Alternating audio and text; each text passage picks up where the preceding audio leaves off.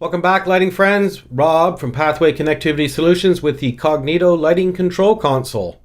In the last video, we discussed asserting a playlist when some other playlist or memory has stolen attributes away from you and you want to regain control of those lights or attributes without advancing your cue list. And the shortcut for that was Shift Go, and that would assert your current playlist.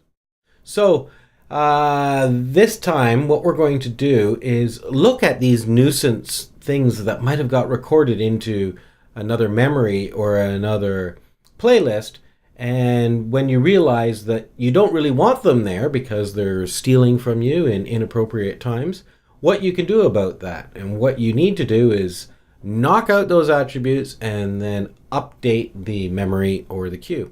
We're going to look at two examples today using the exact same tools, but we're going to look at one in an alternate playlist that is doing something we don't want it to do, and then we're going to look at something with inside of a playlist. So looking at our virtual stage here, we have our band as we've seen a lot, and we are sitting in the cue called She Sings. And if you remember last time on the right playlist, I had some looks that would bring up stuff on the cyc. So I could bring up a pink and a blue look, or an amber cyan look, or an amber green look, and then cycle back to it. But I look at the stage and I'm like, something's wrong here. That light that came up on the stage down at, just down right of her, what's that doing there? And who did that? So what we're going to do is we're going to go back to select so we can see what's going on. And I see that the first very light right there is a VL1000, and its intensity came up. I can tell that because it's got the light bulb showing that the intensity has come up, and it's also got a cyan colored ring around the outside. So I'm going to say, well, that's not right. That shouldn't be there. So what we're going to do is select the light, and then when we go to Control, we can look at under Intensity Control. We're going to look at this Advanced Gear. We haven't seen the Advanced Gear before. So I'm going to select the Advanced Gear. And there's all of this stuff here about releasing intensities. And the one that we're interested in today is just knock out the light. Just the whole thing. That number one just shouldn't be involved in this equation whatsoever. So let's just press the trash can to knock out the light. And oh, look, there it goes. It's gone. Wonderful. That's what I want. So now we're not quite done, because we now have to update the offending guy. And we can go and look for it and record over top of it and replace it. Or we could let the console do the thinking for us. And what we do is, with this update trick that you've seen in the last 3 or 4 videos, you hold down the Shift key, you press record, and it says the items that have been changed that may want to be updated is the cyc colors cue from the playlist. Sorry, the pink blue cue from the cyc colors playlist. So we just say yes, that's exactly what we want to do. So now when we go back to play, we can happily run our right playlist that will take us to all kinds of different colors on the cyclorama, and we don't have that offending light coming down stage right on the thrust.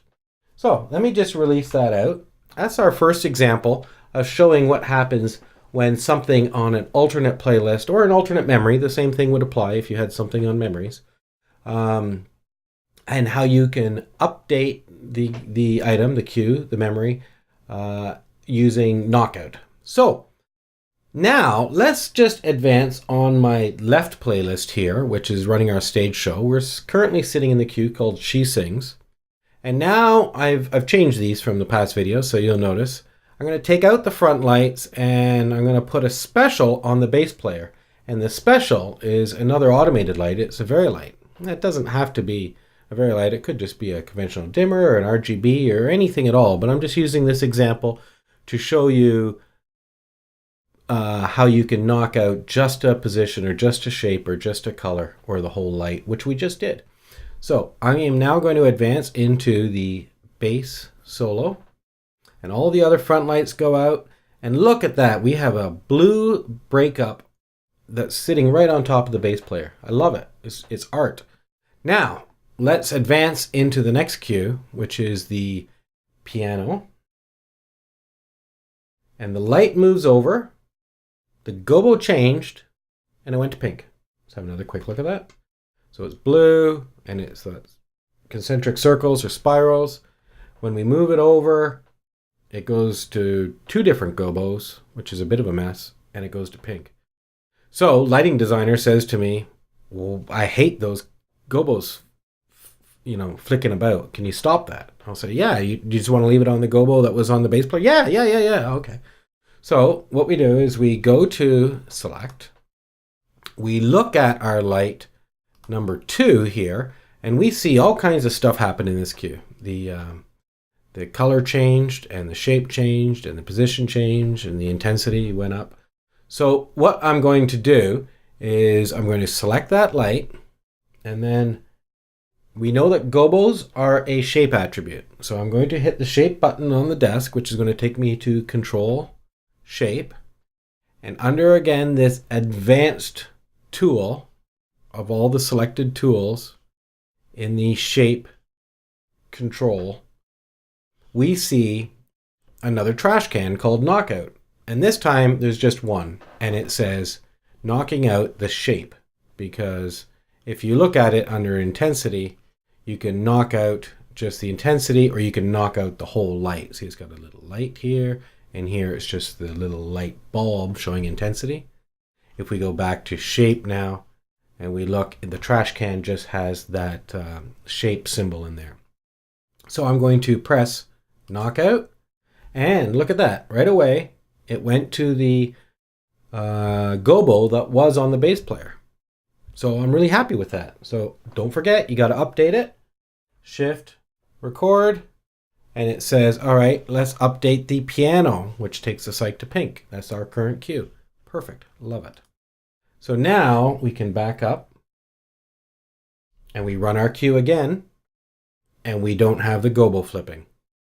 So one other thing that the lighting designer might say to you is, and why is it changing from blue to pink? And you say, well, because the sight changed. He goes, well, what was it, the bass player, what color was he?